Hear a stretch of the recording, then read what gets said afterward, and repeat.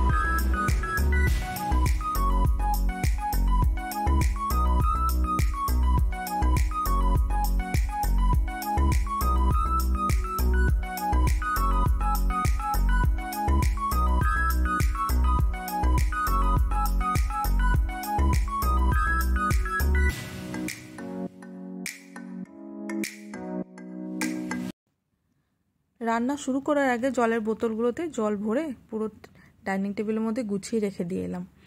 এই কাজটা যদি করে নেওয়া হয় তাহলে অনেকটা সুবিধা হয়। আর রান্নার জন্য বেশ কিছুটা জল ভরে সেটা আমি কিচেনে আমার কাছেই রেখে নিয়েছি।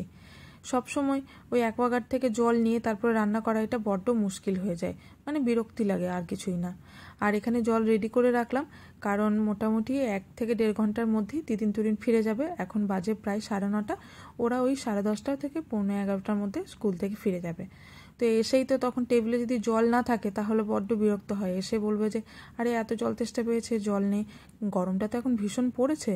তো ওদের মোটামুটি স্কুল যখন খুলেছে, মানে 2 দিন হয়ে গেল স্কুল খুলেছে, তো তখন প্রথমে নোটিশ এসেছিল যে ফুল স্কুলই হবে যেমন ওদের হয়, কিন্তু তারপরে এত গরমের জন্য আবার স্কুল থেকে নোটিশ দিয়েছে যে না, সকালে যেমন হচ্ছিল এর আগে, মানে ওই 7টা থেকে 10:30 অবধি, ঠিক ওরকম স্কুলই আপাতত এখন হবে। একটু বৃষ্টি হলে, একটু মানে গরমটা কম হলে তখন আবার নর্মাল স্কুল শুরু হবে।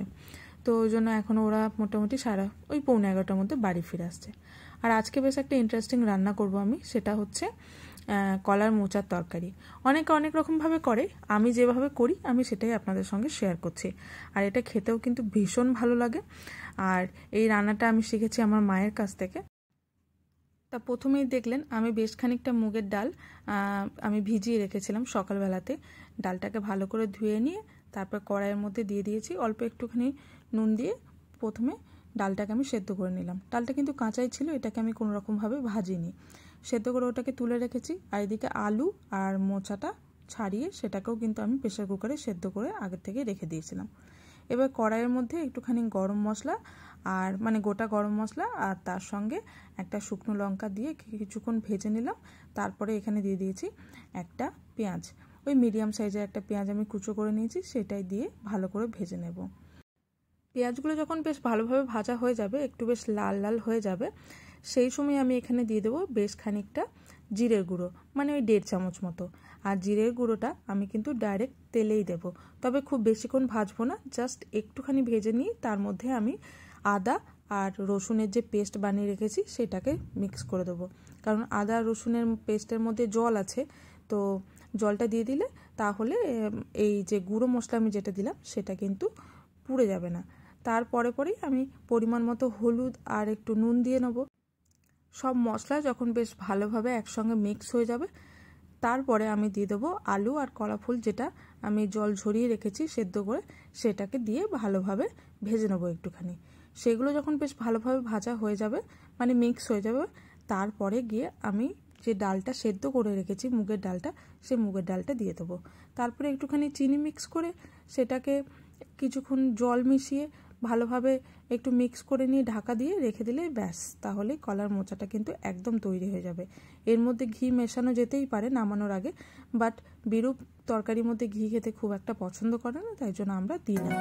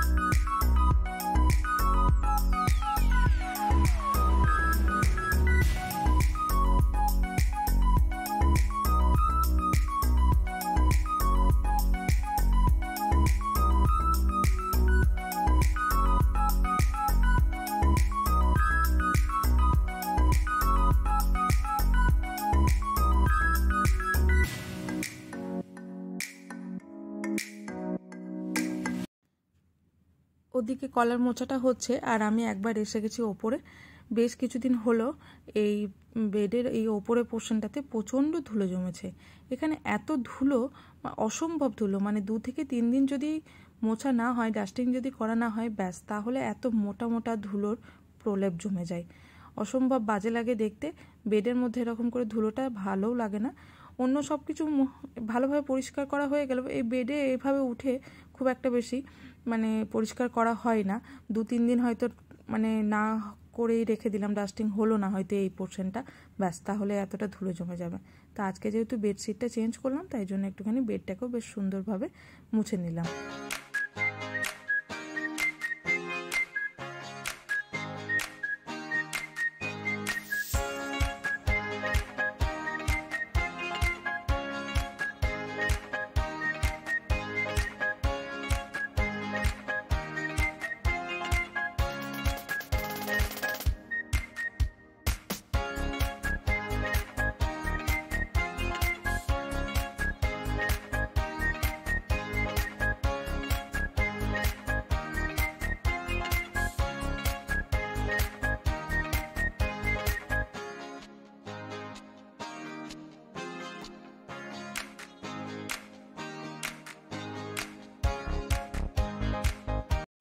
চলুন এদিকে বেড মোটামুটি পরিষ্কার হয়ে গেছে, আর আপনাদেরকে নিচে গিয়ে দেখাই যে আজকে লাঞ্চে আমি কি বানিয়েছি।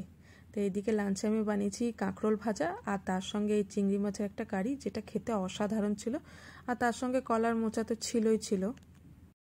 লাঞ্চ করে একটুখানি দুপুরবেলায় শুয়ে পড়েছিলাম। এখন বাজে সন্ধ্যে 6:30। এই দেখুন আমার বাড়িতে কে এসেছে, একটা পুচকু অতিথি এসেছে।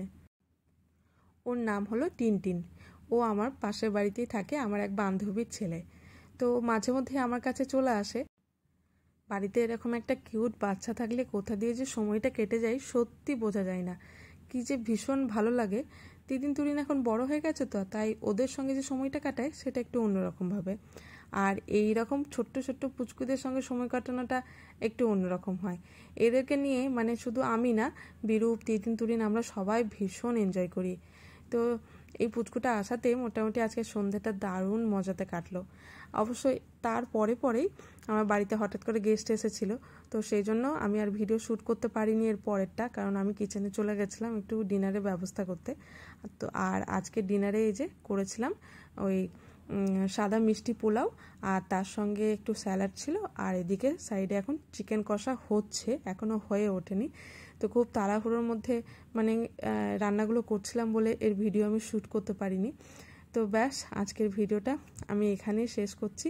তো কেমন লাগলো আমাকে জানাবেন, যদি ভালো লাগে প্লিজ লাইক করবেন, শেয়ার করবেন, আর সাবস্ক্রাইব করে আমার পাশে থাকবেন। দেখা হবে নেক্সট ভিডিওতে।